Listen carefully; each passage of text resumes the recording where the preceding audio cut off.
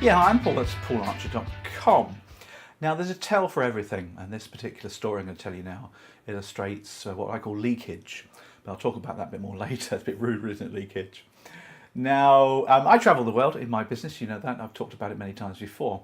And last year I was over in UAE on business, which was rather lovely. Now, as you know, the UAE or the Middle East, Dubai, those sort of places, UAE, Abu Dhabi I was staying in, very, very hot. So, you know, you get lots and lots of sunshine out there. And it's all about businesses, there's your skyscrapers. It's all about business in UAE or Dubai, and people do a lot of business there. And I go out there, I do some sales training to insurance. I work for the regulator. Great is that, over in the UAE.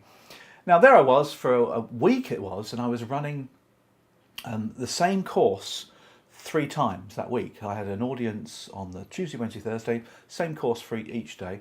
And because it was a lastminute.com thing, I took a load of handouts with me. And we took a couple of books out with us. Now, I had to take with me 2 great big suitcases, you know, these great big wheeled suitcases, big red things they were, you know, on wheels.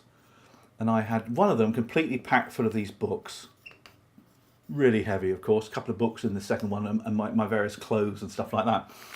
And the idea was the handouts were going to be given out on the course. Had a great training, really worked well.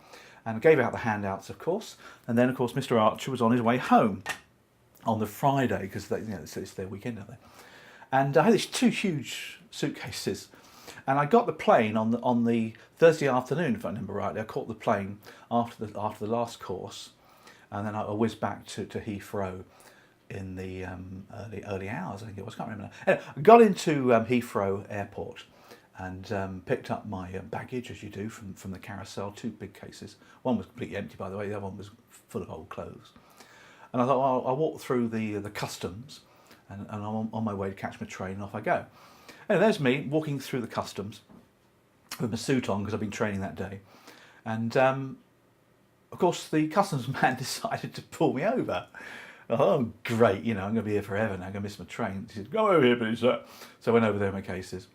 And this customs guy was well trained, and he's obviously suspected me, 2 huge cases, guy coming from Abu Dhabi, you know, and he said to me, he said, "Sir," he said, "I'd like to ask you a couple of questions, if you would." I said, "Okay." He said, "How are you today, first of all, sir?" I said, "I'm fine, thank you." He said, "Do these suitcases belong to you?"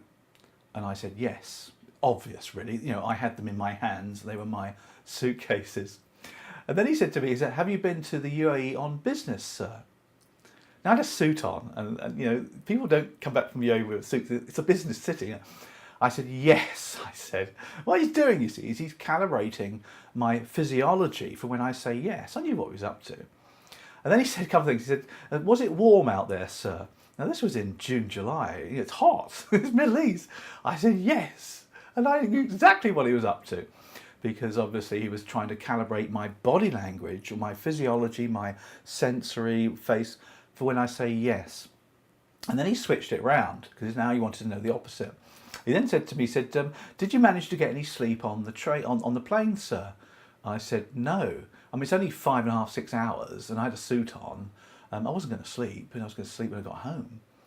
And I thought, my goodness gracious, what's that all about?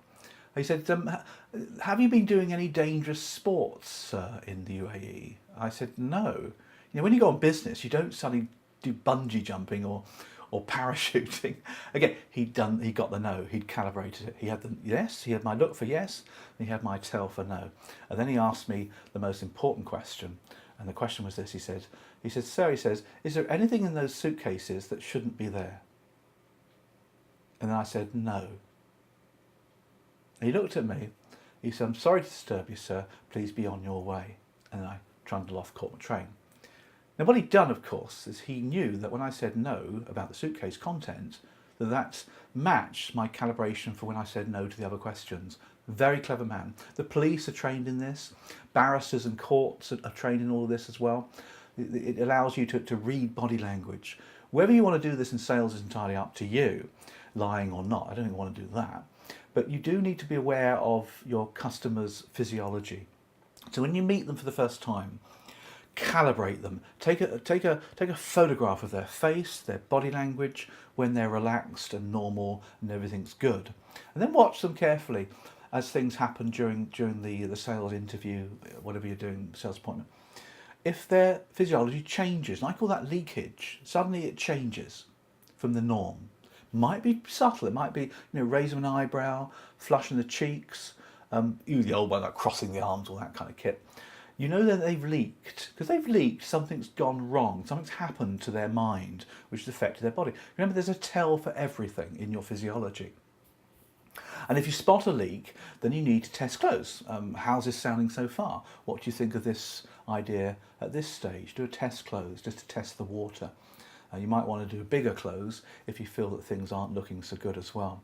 So remember physiology, there's a tell for everything. And thankfully I did get my train home. It was a long, arduous journey, but it was well worth it, and a good story to tell as well, absolutely true.